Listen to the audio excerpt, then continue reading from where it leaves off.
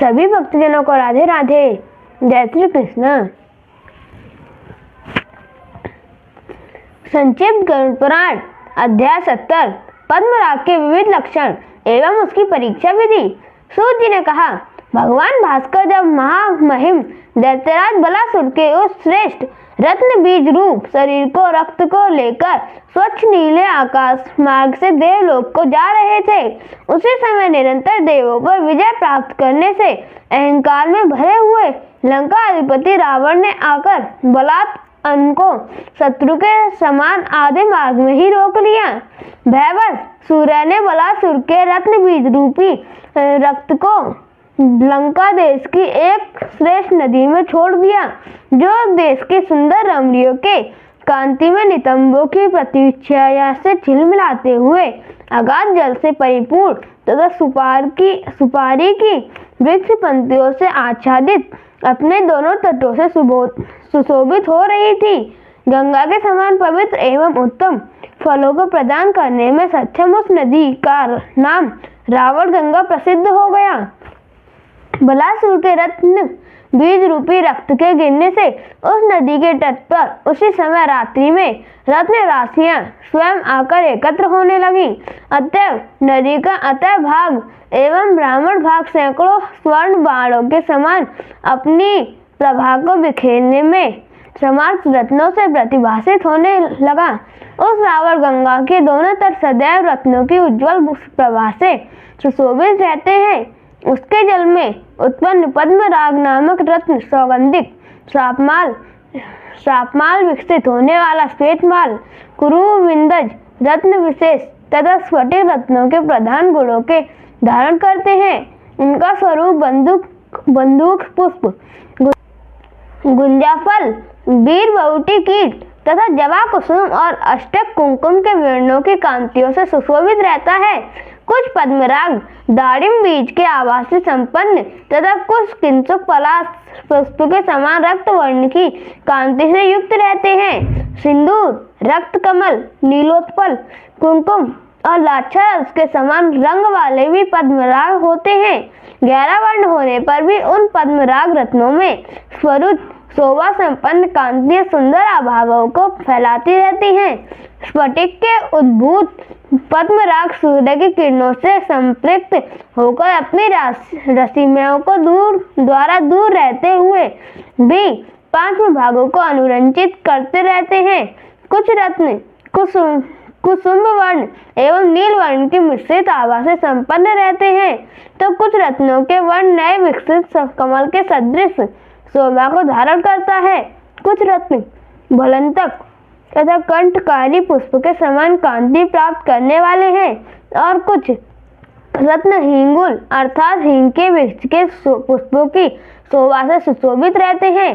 कतिपय रत्नों के वर्ण चकोर, पुष्कन, कोकिल तथा सारस पक्षियों के नेत्र के समान होते हैं। कुछ रत्न कुमुद पुष्प के सदृश होते हैं। प्राय गुण प्रभाव, शारीरिक काठिन्य एवं गुरुत्व में स्फटिक क्रोधभूत पद्मराग मणियां समान होती हैं। सौगंधिक मणियों से प्रादुर्भूत पद्मराग मणि का वर्ण नीले और लाल कमल के समान होता है।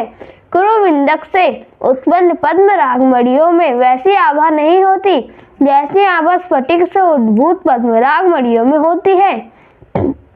अधिकांश मणियों में प्रभा अंतर्निहित होती है, फिर भी वे अपनी समस्त पूंजीभूत रश्मि प्रभाव से लोगों पर अपना अत्यधिक प्रभाव डालती हैं। उस रावण गंगा में जो भी कुरुविंदक रत्न पाए जाते हैं, वे सभी सघन रक्ताभ वर्ण तथा स्फटिक प्रभाव वाले होते हैं। उन रत्नों की वर्ण समानता को प्राप्त करने वाले अन्य रत्न आंध्रादिक किसी दूसरे देश में दुर्लभ है। उन स्थानों में जो भी कुरुविंदक रत्न प्राप्त होते हैं, उनका मूल्य श्रावण गंगा नदी से प्राप्त रत्नों की अपेक्षा बहुत ही कम होता है। उसी प्रकार यहाँ पर उत्पन्न स्फटिक मणियों से प्रादुर्भूत पद्मराग की समानता में तंबुरु देश से प्राप्त होने वाली मणियों का भी मूल्य कम ही माना गया है।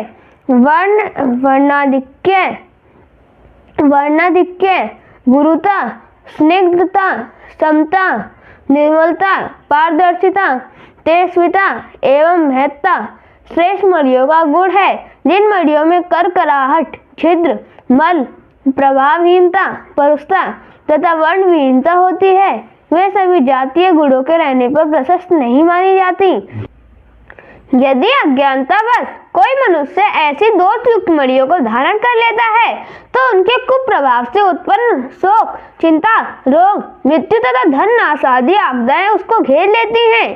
पूर्व कथित श्रेष्ठ मणियों की तुलना में अत्यधिक सौंदर्य संपन्न एवं उनके प्रतिरूप होने पर भी 5 जातियों को मणियों को विजातीय माना गया है, जिनका परीक्षण विद्वान पुरुष को प्रयत्न पूर्वक करना चाहिए।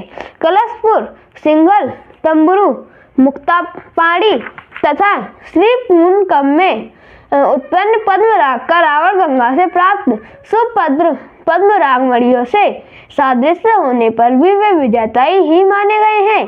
तो सदृश मलिन वर्ण का होने से कलशपत, अल्प ताम्र वर्ण कारण तंबुरु देश, कृष्ण वर्ण के रहने से सिंघल, नील वर्ण के होने से मुक्त तथा कांतिवीर श्री होने से त्रिपूर्ण की मणियों में रावण गंगा की मणियों की अपेक्षा विजेताई रूप होने से ही भेद स्पष्ट होता है।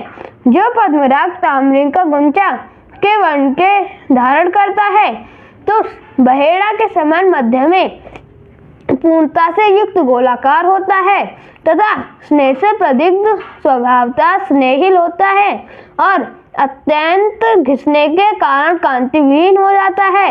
मस्तक संघर्षण अथवा हाथों की उंगलियों के स्पर्श से जिसके 5 भाग काले हो जाते हैं, हाथ में लेकर बार बार ऊपर की ओर उछलने पर जो मणि प्रत्येक बार एक ही वर्ण को धारण करती है वह सभी गुणों से युक्त होती है। समान जाति अथवा गुरुतत्व धर्म से 2 वस्तुओं में तुलना होती है। अतः विशेष रत्नाकर से प्राप्त रत्नों की स्वजाति का निर्धारण गुरुत्व और गुण धर्म के अनुसार विद्वान व्यक्ति को करना चाहिए। यदि उनमें संदेह उत्पन्न हो जाए तो उनको सांड पर चढ़ाकर खरीदना चाहिए।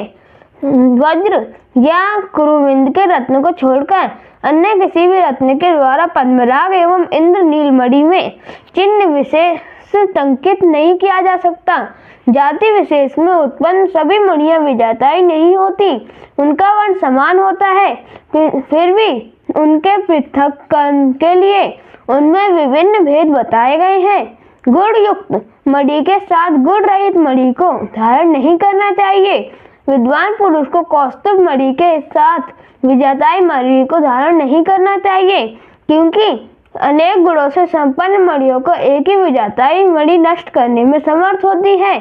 शत्रुओं के बीच निवास करने से तथा प्रमाद वृत्ति में आसक्त रहने पर भी विशुद्ध महागुण संपन्न पद्मराग मणि का स्वामी होने से किसी भी व्यक्ति को आपदाएं स्पर्श तक नहीं कर सकते। जो गुणों से परिपूर्ण, तेजस्वी, सुंदर वर्ण वाले पद्मराग मणि को धारण करता है उसके समीप में उपस्थित होकर दोष संसर्ग जनित उपद्रव कोई कष्ट देने में अपने के सक्षम नहीं कर पाते। जिस प्रकार तंडुल परिमाण के अनुसार हीरे का मूल्य निर्धारित होता है, उसी प्रकार महागुण संपन्न पद्मराग मणि के मूल्य का निर्धारण उड़द के परिमाण के आकलन करके करना चाहिए। जो मणि या रत्न उत्तम वर्ण एवं श्रेष्ठ कांतियों से संपन्न रहते हैं उन्हीं को प्रशस्त माना जाता है। यदि उनमें तनिक भी दोष के कारण भ्रष्टता आ जाती है तो उनका मूल्य घट जाता है।